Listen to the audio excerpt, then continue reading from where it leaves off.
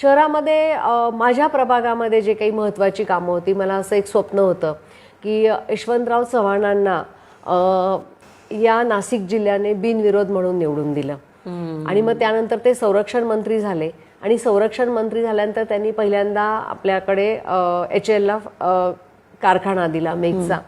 तर यशवंतराव चव्हाणांच्या नावाने आपल्याला काहीतरी करायचं म्हणून मी शहरामध्ये यशवंतराव चव्हाण तारांगण, तर त्या काळामध्ये तारांगण म्हणजे सगळे म्हणायचे की पांढरा हत्ती आहे आणि तुम्ही कसं करणार. आम्ही शरद पवार साहेबांकडे गेलो होतो, ते म्हणजे तुम्ही तारांगण करताय, नक्की करताय का. म्हटलं हो साहेब, आम्हाला तारांगण करायचं. आणि मग त्यांनी तो संपूर्ण सपोर्ट केला.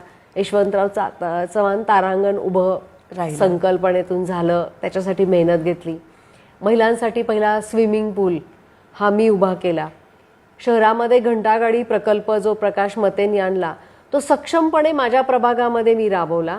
म्हणजे मी त्या काळामध्ये घंटागाडीवर बसायचे आणि प्रभागामध्ये फिरायचे. तर लोक बघायचे, अरे मॅडम तुम्ही का घंटागाडीवर बसलाय. मी एवढ्यासाठी बसले की आपला प्रभाग हा कुंड्यामुक्त करायचा आहे. आपल्या प्रभागामध्ये एकही कचरा कुंडी नको, तुम्ही घंटागाडीमध्ये आणून कचरा टाका. कुंड्यामुक्त प्रभाग करणं ही संकल्पना मी राबवली. रात्रीची सफाई मोहीम, आधी मला खूप लोकांनी विरोध केला की रात्रीची काय सफाई मोहीम करणार, सगळे शॉप्स बंद असतात, तुम्ही सगळ्या शॉपवाल्यांनी सगळा कचरा रस्त्यावरती टाका, रात्रीची सफाई मोहीम करा. रात्रीची सफाई मोहीम सुरू केली. भोगे साहेब त्या काळात आयुक्त होते, त्यांनी मला इतकी मदत केली.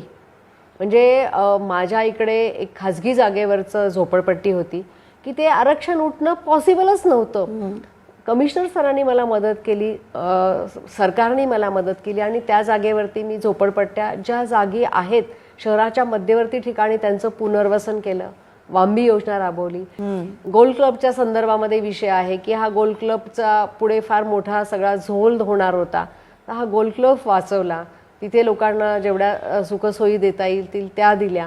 तर जे मला शहरासाठी ज्या गोष्टी चांगल्या करता येतील त्या केल्या, याचं मला खूप मोठं समाधान आहे.